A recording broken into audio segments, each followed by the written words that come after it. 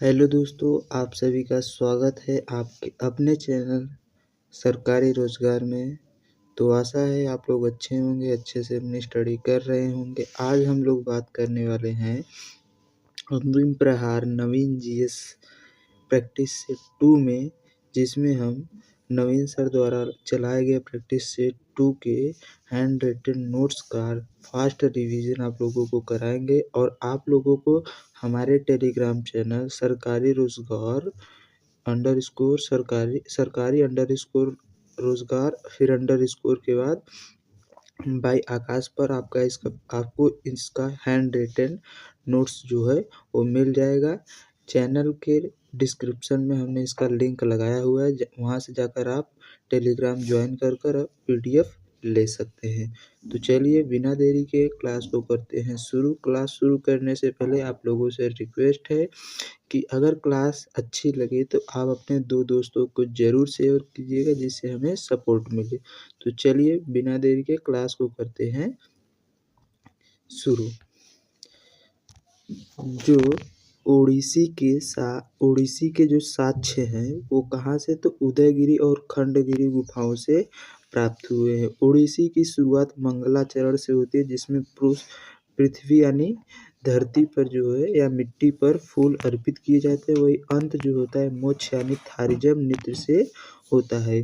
महारी समुदाय के द्वारा ओडिसी नृत्य किया जाता है। इसमें 2 भाग होते हैं। नृत्यकार जो है ज्यामिति पैटर्न बनाते हैं। इसके जनक जो है पंकज चरण दास है। यह जल तत्व का प्रतीक है। यह भगवान जगन्नाथ से संबंधित है। ओडिसी नृत्य में जो है जयंतिका ने 5 भागी मुद्रा विकसित किया था। वहीं बात करें मोहिनी अट्टम की, तो मोहिनी अट्टम एकल महिला के द्वारा किया जाता है। इसे जादूगरनी का भी नृत्य कहते हैं। मोहिनी अट्टम की जो भाषा होती है वो मणि प्रबलम है।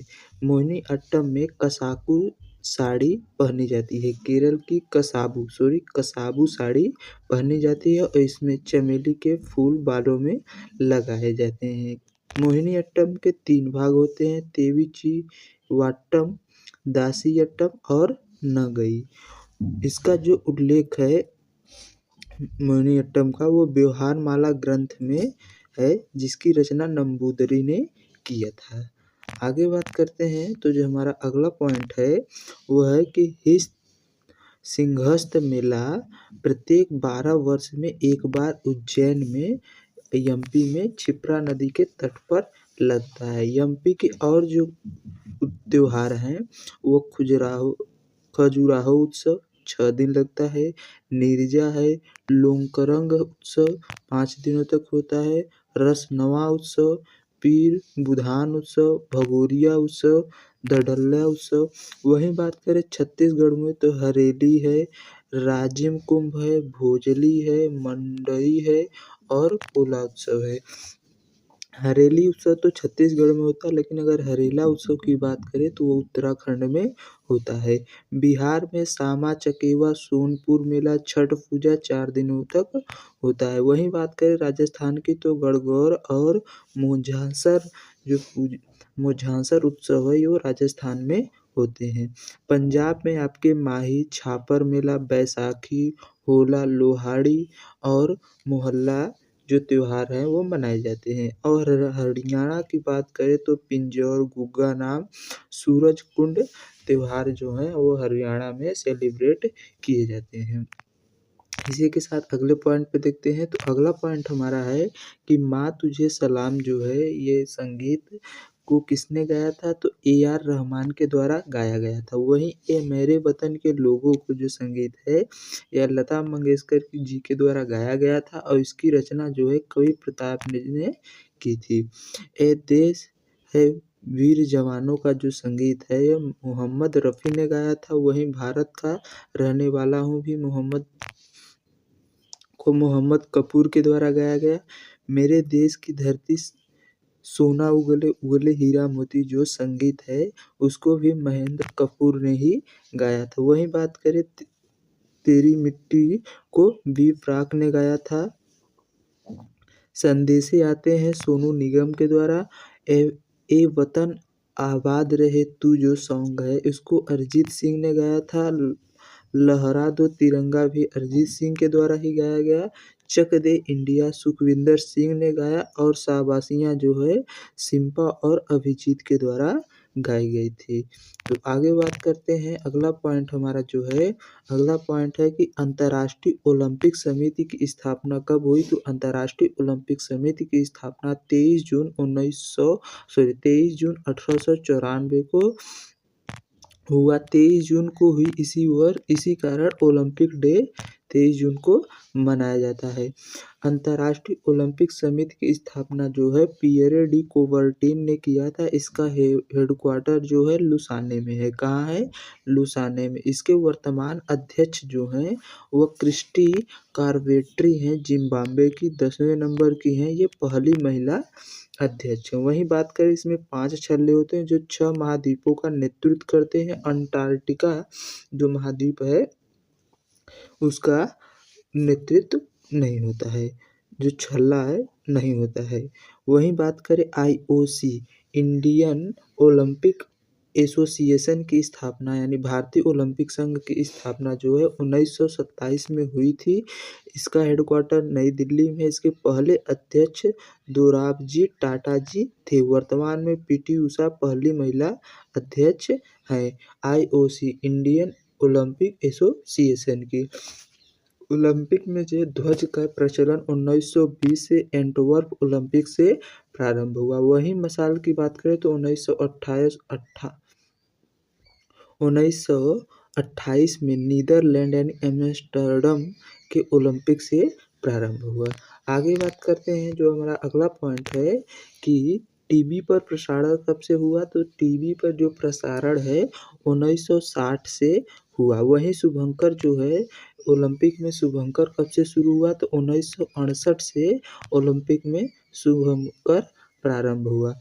1928 में लॉस एंजिल्स में होगा जो USA में। वही 1932 की बात करें ओलंपिक तो ब्रिस्बेन में आयोजित होगा। ओलंपिक में पहला भारत का व्यक्तिगत पदक जो है वो कुश्ती में KD जाधव के द्वारा 1952 में आया था, जो हेलसिंकी ओलंपिक में भाग लिए थे। वहीं बात करें पहला स्वर्ण पदक जो है वह अभिनव बिंद्रा के द्वारा 2008 में प्राप्त किया गया बीजिंग में शूटिंग में। वहीं बात करें पहली महिला पदक तो कर्णम मल्लेश्वरी सन 2000 में प्राप्त की थी भारोत्तोलन में सिडनी ओलंपिक में। प्रथम व्यक्ति जिन्होंने 2 मेडल प्राप्त किया तो सुशील कुमार है। सबसे युवा अमन सेहरावत हैं। फर्स्ट महिला जो हैं वह साइना नेहवाल है जो बैडमिंटन से संबंधित। वहीं बात करें एक ही ओलंपिक में 2 मेडल किसने जीते तो मनु भाकर ने। पहला रजत पदक राज्यवर्धन सिंह राठौर के द्वारा जीता गया। किसके द्वारा? राज्यवर्धन सिंह राठौर के द्वारा। आगे बात करते हैं, हमारा अगला पॉइंट क्या है। तो अगला पॉइंट हमारा है कि पहला रजत पदक तो राज्यवर्धन सिंह राठौर हो गए। किसमें जीते थे? डबल ट्रैप शूटिंग में 2004 एथेंस के ओलंपिक में। वही बात करें ओलंपिक में इंडिया की जो हॉकी है अभी तक 8 गोल्ड 1 सिल्वर और 4 ब्रांज जीत चुकी है। जो पहला गोल्ड भारत का था वो 1928 में एम्स्टर्डम के ओलंपिक से आया था। उसके बाद 1932 का जीता, फिर 36 में, फिर 48 में, 52 में, 56 में, लेकिन 60 में जो था वो पाकिस्तान जीत गया था। उसके बाद 64 और 80 में भारत ने स्वर्ण पदक जीता है। 2024 पेरिस में भारत ने कांस्य पदक जीता स्पेन को हराकर। इंडिया जो था 71वें नंबर पर था 2024 के पेरिस ओलंपिक में, 1 सिल्वर और 5 ब्रॉन्ज के साथ। वहीं बात करें 1976 में फर्स्ट महिला अंतर्राष्ट्रीय टेस्ट क्रिकेट जो भारत में हुआ 1976 का बेंगलोर में हुआ इंडिया वर्सेस वेस्ट इंडीज के मध्य। पहला ODI जो महिलाओं का हुआ इंग्लैंड के साथ हुआ 1978 में। वही बात करें मेंस क्रिकेट की तो T20 जो है T20 2006 में हुआ था साउथ अफ्रीका के साथ। और वही जो टेस्ट क्रिकेट है 1932 में हुआ था इंग्लैंड के साथ। जो इसके कैप्टन थे टेस्ट के वो CK नायडू थे। पिंक बॉल जो हुआ था वो सन 2019 में हुआ था। कब हुआ था? तो सन 2019 में ये पिंक बॉल हुआ था बांग्लादेश में। आगे बात करते हैं तो हमारा अगला पॉइंट जो है वो है कि ODI world cup 2025 women ODI world cup 2025 women's का जो है इसमें इंडिया और साउथ अफ्रीका के बीच हुआ था, जिसमें इंडिया की जीत हुई। 52 रनों से इंडिया जीता था। इसमें कैप्टन जो थी वो हरमनप्रीत कौर जी थी। वहीं बात करें मैन ऑफ द वुमेन कौन थी, तो शेफाली वर्मा थी। 87 रन इन्होंने बनाया था। मैदान BY पाटिल मुंबई में फाइनल मैच हुआ था। ICC की स्थापना 1909 में है। इसके अध्यक्ष जयशाह जी हैं। इसका हेडक्वार्टर दुबई में है। वही बात करें BCCI, तो भारत का जो क्रिकेट बोर्ड है वो BCCI है। इसकी स्थापना 1928 में हुई। हेडक्वार्टर कहाँ है? वानखेड़े में है। पहले अध्यक्ष जो इसके हैं RE ग्रांट है। वर्तमान में इसके अध्यक्ष जो हैं मिथुन मन्हास 37वें नंबर के हैं। टॉम ऑफ सैंड जो पुस्तक है वह टॉम ऑफ सैंड पुस्तक जो है वो गीतांजलि श्री को जिसके लिए इंटरनेशनल बुकर पुरस्कार पाने वाले हिंदी की पहली बुक है। इसके लिए ही गीतांजलि श्री को 2022 का बुकर इंटरनेशनल अवार्ड मिला था। टॉम ऑफ सैंड के जो इंग्लिश ट्रांसलेशन है ना वो डेजी रॉकवेल है। टॉम ऑफ सैंड का जो हिंदी मतलब होता है रेत की समाधि। आगे बात करते हैं तो हमारा अगला पॉइंट क्या है, तो अगला पॉइंट हमारा है कि 2025 के लिए बानो मुश्ताक को मिला था हार्ट लैम्प बुक के लिए, जो कन्नड़ भाषा में लिखी गई है। इसका इंग्लिश ट्रांसलेशन जो है दीपा भस्ती ने किया है। वहीं बात करें unaccustomed earth the namesake interpreter of maladies book किसकी है, तो झुंपा लाहिड़ी की है। Mother Mary comes to me Arundhati Roy की बुक है। इन कस्टडी अनीता देसाई की बुक है। Before we visit the goddess Chitra Banerjee की बुक है। वही बात करें आगे तो अगला पॉइंट हमारा है कि जो प्रस्तावना है उसमें प्रस्तावना में न्याय जो है वो 3 प्रकार की होती है, स्वतंत्रता 5 प्रकार की, समता 2 प्रकार की होती है।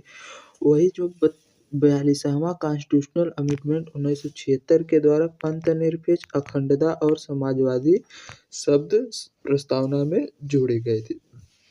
आर्टिकल 1 में किसका प्रावधान है, तो India that is Bharat shall be a union of states, यानी इंडिया जिसका मतलब है भारत, जिसका अर्थ है भारत राज्यों का संघ है। वहीं बात करें आर्टिकल 2 में तो नए राज्यों का प्रवेश है। आर्टिकल 3 में है राज्य स्थापना, क्षेत्रफल में कमी या वृद्धि करना, सीमाओं में कमी या वृद्धि करना, नाम बदलना। तो जो इसका मोस्ट फेवरेट एग्जाम्पल है वह है कि जो राज्यों की स्थापना में, जैसे उत्तराखंड सन 2000 में बना, झारखंड सन 2000 में बना, छत्तीसगढ़ भी सन 2000 में बना। छत्तीसगढ़ MP से बना था, झारखंड बिहार से बना था और उत्तराखंड UP से बना था 9 नवंबर को, झारखंड 15 नवंबर को, छत्तीसगढ़ 1 नवंबर के। वहीं मौलिक अधिकार की बात करें तो मौलिक अधिकार 6 होते हैं। पहला है समानता का अधिकार आर्टिकल 14 से 18, दूसरा है स्वतंत्रता का अधिकार आर्टिकल 19 से 22, तीसरा शोषण के विरुद्ध अधिकार 23 से 24 है। वहीं धार्मिक स्वतंत्रता और अभिव्यक्ति है 25 से 28। अगला जो है हमारा अधिकार वो है अल्पसंख्यक वर्गों का शैक्षणिक और धार्मिक स्वतंत्रता जो है वह 29 से 30 है। वही आर्टिकल 32 को संवैधानिक उपचारों का अधिकार कहते हैं। जो आर्टिकल 19 है यह 2 देशों से लिया गया है। कानून के समक्ष समानता ब्रिटेन से लिया गया और कानून के समक्ष संरक्षण जो है USA से लिया गया। 103वां कॉन्स्टिट्यूशनल अमेंडमेंट सन 2019 में EWS जुड़ा, जो आर्टिकल 15 के 6 और 16 के 6 में जुड़ा, यानी रोजगार और शिक्षा में आरक्षण।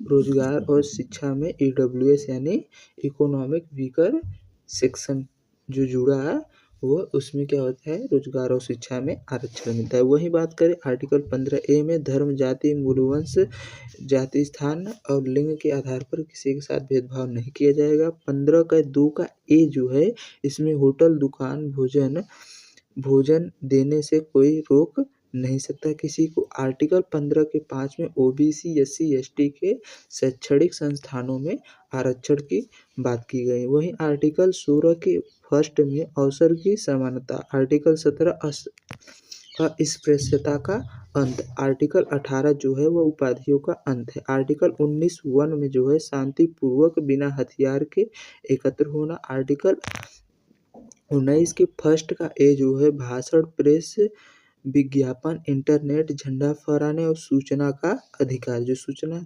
अधिकार है सन 2005 में जुड़ा। वहीं बात करें आर्टिकल 19(1) के बी की, तो सभा और सम्मेलन करना का अधिकार, स्वतंत्रता। वहीं बात करें तो आर्टिकल 19(1) के सी में संघ या संगठन बनाने की स्वतंत्रता। आर्टिकल 19 के फर्स्ट के डी में क्या है, तो आवागमन की स्वतंत्रता है। आगे देखते हैं अगला पॉइंट जो हमारा है, आर्टिकल 19(ई) में क्या है, निवास और बसने की स्वतंत्रता। आर्टिकल 19 फर्स्ट के जी में व्यवसाय एवं व्यापार की स्वतंत्रता। आर्टिकल 18 जो है उपाधियों का अंत है। नसरुद्दीन महमूद जो है 1246 से 1265 तक शासन किया। यह इल्तुतमिश का पोता था। इसे सल्तनत काल का औरंगजेब कहते हैं। यह बलबन का दामाद था। इसे सल्तनत काल का औरंगजेब इसलिए कहते हैं क्योंकि यह राज्य कोष से कोई भी धन अपने ऊपर खर्च नहीं करता था। अपना जीवन यापन टोपी सिलकर उसे बेचकर ही करता था। इल्तुतमिश की बेटी रजिया सुल्तान है जो 1236 से 1240 तक शासन की थी। इसको अल्तुनिया ने कैद कर लिया था मुबारक किला में, जो तबरहिन भटिंडा पंजाब में पड़ता है। वहीं पर इन दोनों की मृत्यु हो गई, आक्रमण के द्वारा मृत्यु हो गई। बात करें बलबन की, तो बलबन के शासन में तुगरिल खां का विद्रोह 1279 में हुआ था। बलबन 1265 से 1287 तक शासन किया था। इसे जिले-ए-इलाही, नियामत-ए-इलाही और अफरसियाब का वंशज यह खुद को ही कहता था। वहीं बात करें तो यह गैर इस्लामिक प्रथाओं का प्रचलन किया था। फारसी पद्धति में दरबार को गठित किया था। नवरोज उत्सव शुरू किया था। सीजवा व पाबोस नामक प्रथा भी इसने शुरू की थी। गुप्तचर विभाग बनाया था जिसे बरीद-ए-मुमालिक कहते हैं। जलालुद्दीन खिलजी ने 1290 से 1296 तक शासन किया के समय 4000 मंगोल जो है भारत में बसे मंगोलपुरी में। इसकी हत्या अलाउद्दीन खिलजी ने 1296 में कर दी थी।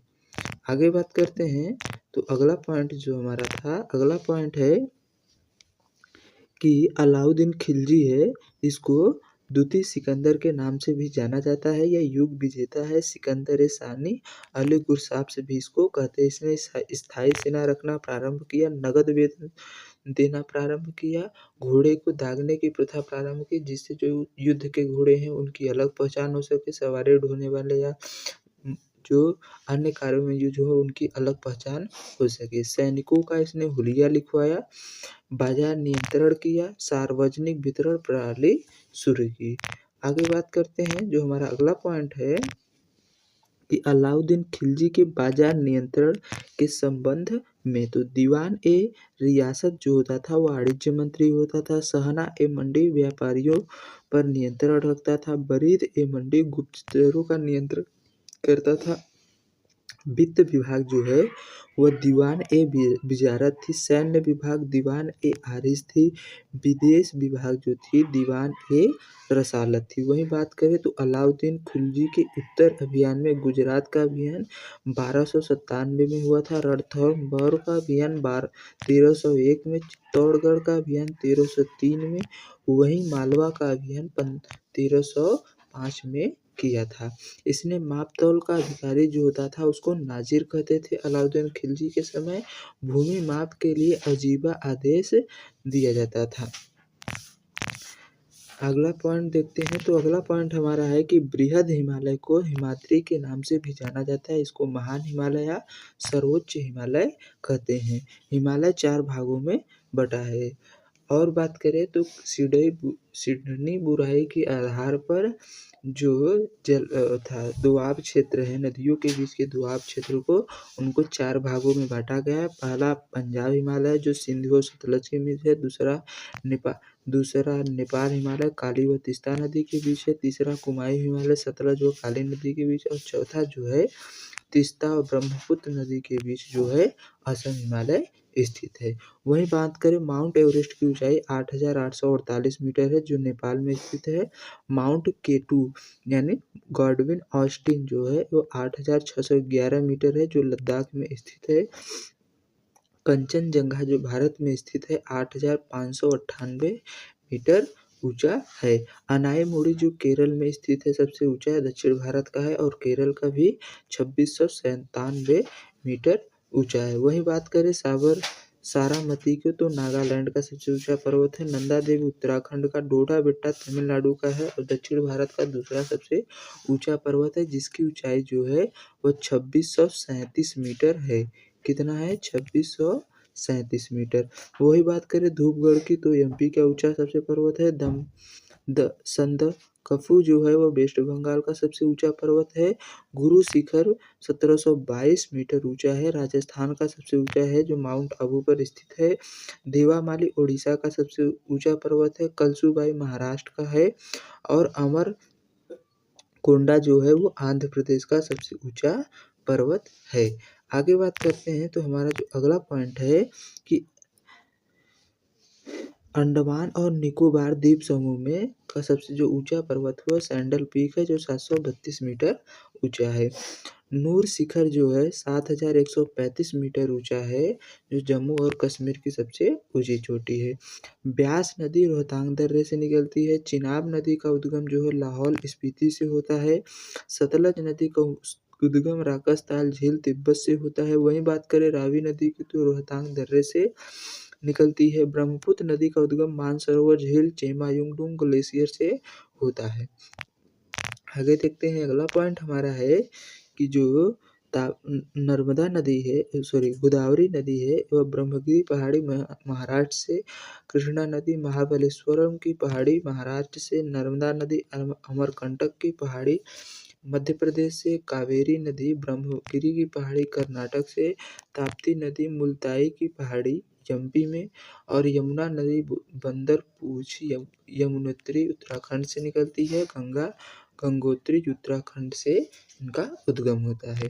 आगे देखते हैं जो हमारा अगला पॉइंट है कि बिस्ट दोआब जो है उस किसको कहते हैं तो ब्यास और सतलज नदी के बीच के भाग को जो दोआब क्षेत्र है उसको बिस्ट दोआब कहते हैं। रचना दोआब चिनाब और रावी नदी है। चाज दोआब जो है चिनाब और झेलम नदी है। पंचप्रयाग की बात करें तो अलकनंदा और धौली गंगा को विष्णु प्रयाग कहते हैं क्योंकि जो धौली यानी उनके धूल यानी पैरों के नीचे से कौन बहती है? गंगा। किसके? तो विष्णु के, इसलिए विष्णु प्रयाग रखा गया। ऐसे समझ सकते हैं।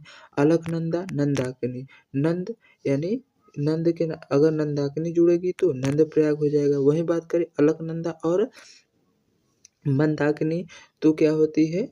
जो भगवान शंकर के चेहरे पर मंद मंद मुस्कान होती है इस कारण इनको रुद्र प्रयाग दिया गया और अलकनंदा भागीरथी को देव प्रयाग नाम दिया गया क्योंकि ये देवताओं से आई थी भागीरथी जिनको गंगा बोलते हैं तो इन्हें देव प्रयाग इसलिए आप ऐसे याद कर सकते हैं। वही बात करें अलकनंदा और पिंडर को तो कर्ण प्रयाग कहते हैं। मैक्रो इकोनॉमी जो है उसमें जीडीपी, एनआई और मुद्रास्फीति आती हैं। इसकी व्याख्या जो है 1936 में जेएम किंग्स द्वारा की गई थी। अवमूल्यन जो है मुद्रा के बाह्य मूल्यों में आधिकारिक कमी को दर्शाता है। पहली बार जो अवमूल्यन हुआ था 1949 सितंबर 1949 में हुआ था।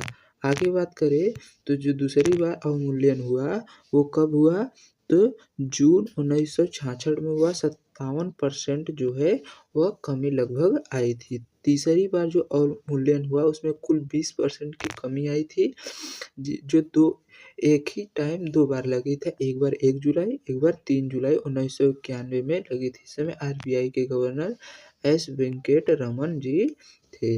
इंपीरियल बैंक ऑफ इंडिया की स्थापना 1921 में bank of Bengal, bank of Mumbai, bank of Maharashtra को मर्ज करके बनाया गया था।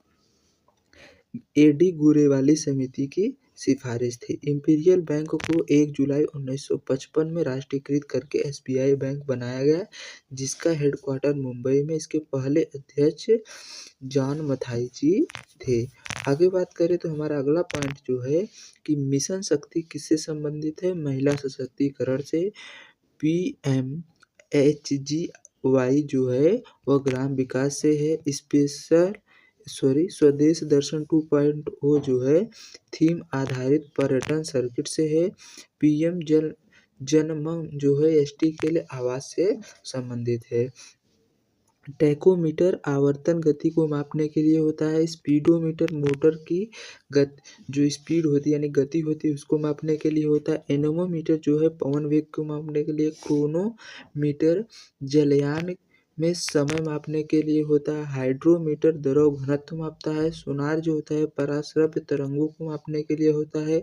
हिस्पोमीटर समुद्र तल से ऊंचाई नापता है। और वही बोलोमीटर जो है उसमें विकिरण को नापता है। फेदोमीटर समुद्र की गहराई को नापने के लिए उपयोग में लाया जाता है। उपधातुओं की बात करें तो germanium, boron, arsenic, antimony, bismuth, tellurium आदि हैं।